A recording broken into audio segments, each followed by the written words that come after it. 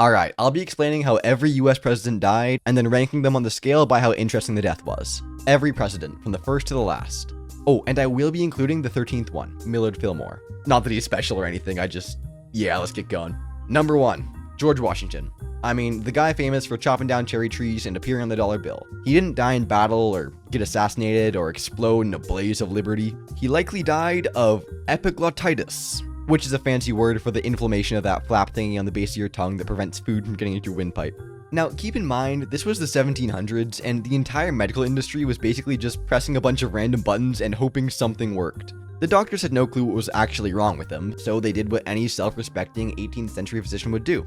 They bled him 4 times in 12 hours, draining nearly 40% of his blood. Then they gave him an enema, made him vomit, and slapped on some leeches for good measure. Washington's last words were, "'Tis well," and sadly, 'tis wasn't.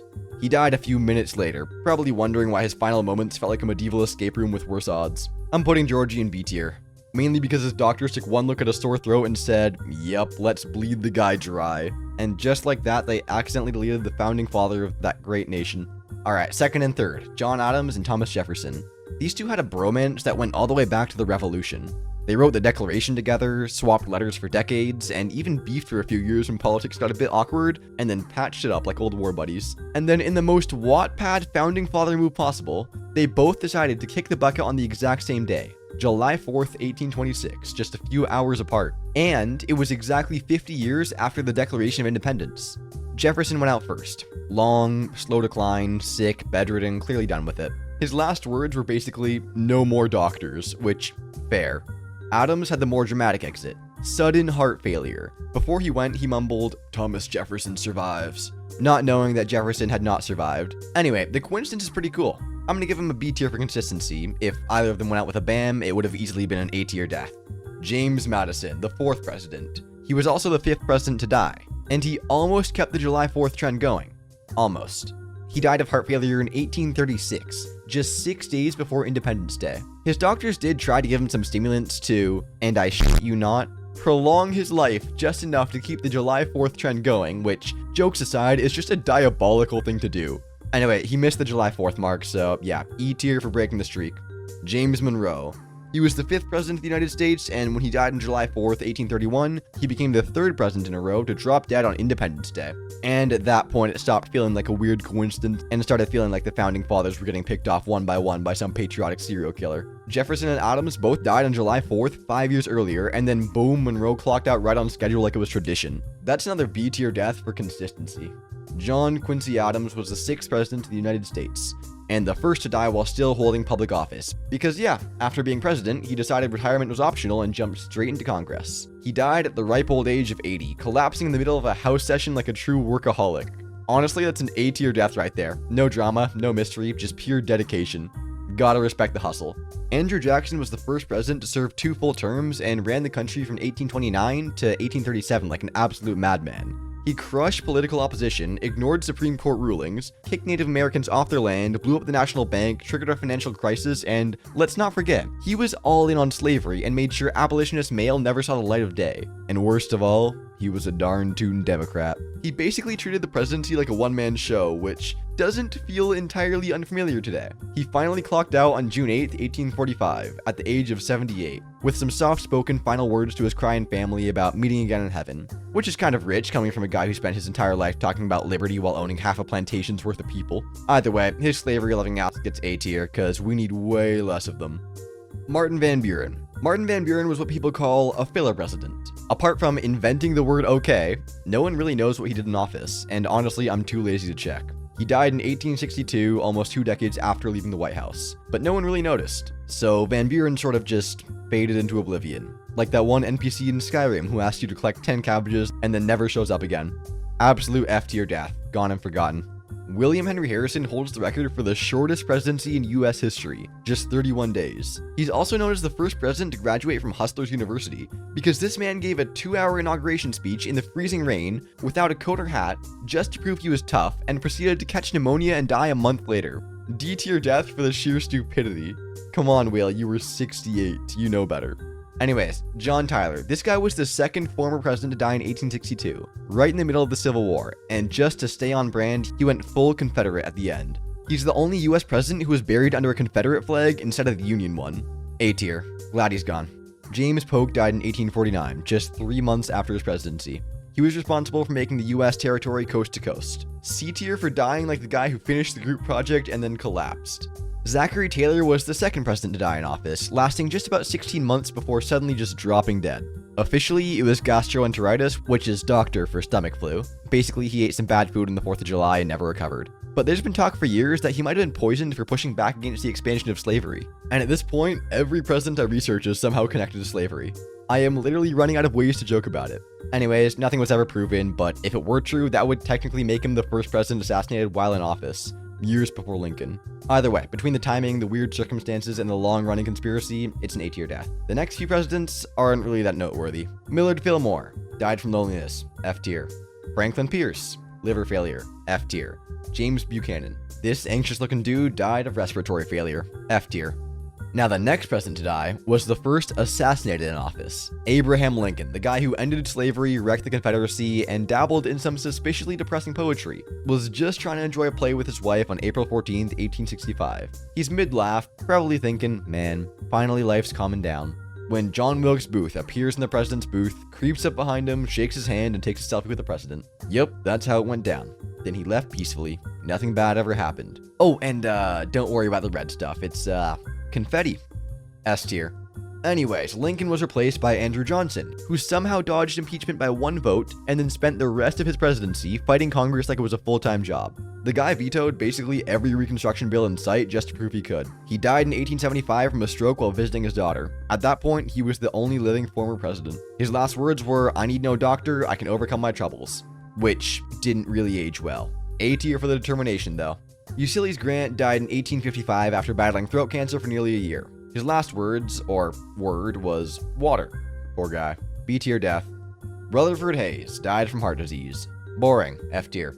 The next president was the second US president to get assassinated in office, but if he had competent doctors, he could have survived. James Garfield was shot by what can only be described as a very salty fan. In 1881, just a few months into his presidency, some delusional office seeker named Charles Guiteau walked up to him at a train station and shot him in the back, all because Garfield didn't give him a government job. Like, this guy took LinkedIn rejection personally. But here's the fun part. Garfield didn't die right away. Nope, he lingered for 11 miserable weeks, slowly rotting from the inside out, while 19th century doctors probed his bullet wound with their bare hands, playing a real-life game of Operation, except there was no buzzer, just escalating sepsis. They couldn't find the bullet, but they did manage to poke around enough to puncture his liver, and introduce an infection, and basically turn his insides into a medical crime scene. Or, you know, just another Tuesday for 19th century doctors. So yeah, Garfield didn't die from the gunshot, he died from doctors failing a side quest with no respawn. S tier death for how unbelievably botched the whole thing was. Anyways, Chester Arthur. 5 years later, Chester Arthur, the 21st president of the US, died from kidney failure. E tier death because we don't know anything about his last moments. Grover Cleveland, the 22nd and 24th president of the United States, was also the 24th president to die. He died in 1908 from a heart attack at the age of 71. C tier. Boring death, but a cool coincidence. The 23rd president, Benjamin Harris, died from pneumonia. E tier. The next one, William McKinley, was the third US president to be assassinated while still in office. He was riding high in 1901, fresh off a re-election win, the US economy was booming. Then he went to the Pan American Exposition in Buffalo, shook a few hands, and ran into a guy named Leon, last name, an anarchist who hated the government so much, he wrapped a pistol in a fake bandage and waited in the reception line like it was customer service. When McKinley reached out to shake his hand, Leon pulled the trigger twice and shot him in the gut. The Secret Service tackled him and beat the ever-living shit out of him, but the damage was done. McKinley didn't die right away though. Doctors thought he'd be fine at first. Spoiler, he wasn't. Over the next 8 days, his wounds got infected, his organs started failing, and he slowly deteriorated while the country watched in horror. After 8 days of excruciating pain, he finally died from the infections. And Teddy Roosevelt became president. Absolute S tier death. That was absurd. Speaking of Roosevelt, the man lived like a side quest NPC who refused to die. He survived wars, charged up hills, explored the Amazon, and once got shot in the chest mid-speech, then finished the speech like he was mildly inconvenienced. Absolute menace. But after all that chaos, his end was quiet. On the night of January 5th, 1919, he had trouble breathing. He saw his doctor, got some treatment, asked his servant to turn off the light, and went to bed. He never woke up. The dude fought death for decades, then let it sneak in while he was sleeping. Even the vice president at the time, Thomas Marshall, said, Death had to take Roosevelt sleeping, for if he had been awake, there would have been a fight. Now that's alright, he deserves at least A tier. The next president was a bit of a downgrade from Roosevelt, William Howard Taft. His most notable achievement in life being that he was the heaviest president in American history. But more importantly, he's the only person in US history to be both president and chief justice. So yeah, he peaked twice. That's already 2 more peaks than what most of us are gonna get. He died in 1930 at age 72 from heart disease. No chaos, no conspiracies, just a quiet, solid exit after a stacked resume. C tier death. Nothing wild, but definitely earned. Woodrow Wilson, the president that led us through the First World War, got everyone hyped up for the League of Nations, and then the US quickly said, nah. But instead of taking the L and retiring like a normal person, Wilson powered through until his body said nah and hit the brakes for him. The man suffered a massive stroke in 1919 while still in office, which left him partially paralyzed. He basically became a bedbound ghost president while his wife pretty much ran the country, which makes Edith Wilson the closest thing the US has had to a female president. Wilson spent the next few years in medical limbo and finally died in 1924. That's a B tier death for the determination.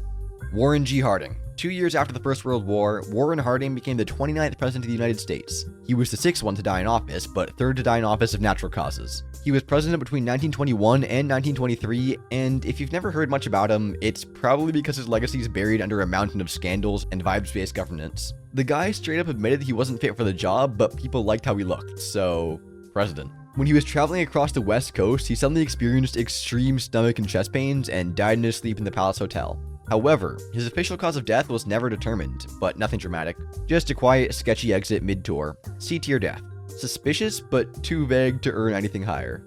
Calvin Coolidge and Herbert Hoover. The 30th and 31st presidents oversaw the US roller coaster from economic high to absolute rock bottom, aka the Great Depression. Coolidge served from 1923 to 1929, dipped before it all collapsed, and then died 4 years later while clipping his nails. I'm not making this up.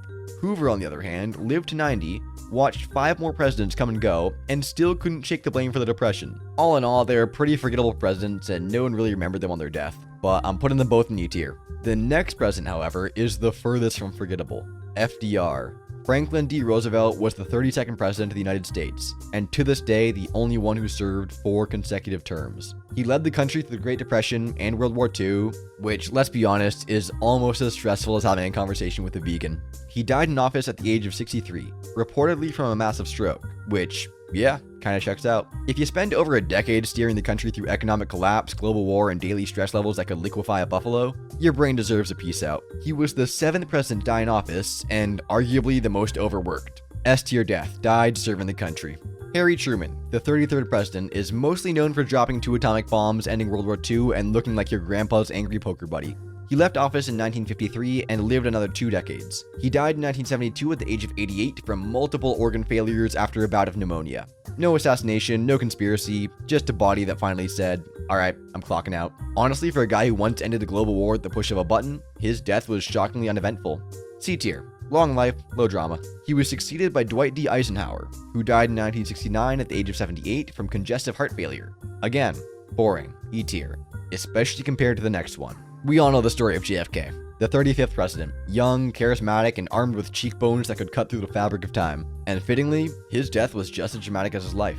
On November 22nd, 1963, JFK was riding in a convertible through Dallas, Texas, when in the span of just a few seconds, the most powerful man in the world was turned into a national trauma reel, played in slow motion, again and again, for the rest of American history. The shooter was Lee Harvey Oswald. Allegedly. He was arrested, denied everything, and then in classic nothing to see here fashion, got shot on live TV by a nightclub owner named Jack Ruby just 2 days later, which naturally kicked off the Great American Conspiracy Buffet.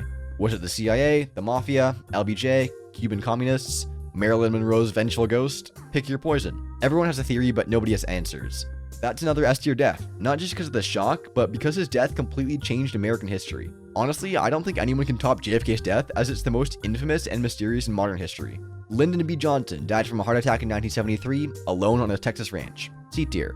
Richard Nixon died in 1994 from a stroke, after years of trying to quietly rehab his image post-Watergate. He resigned in disgrace, lived long enough to write books about it, and then his brain finally pulled the plug before the public fully forgave him. E tier death. Gerald Ford died at the ripe old age of 93 in 2006, making him the longest living US president at the time.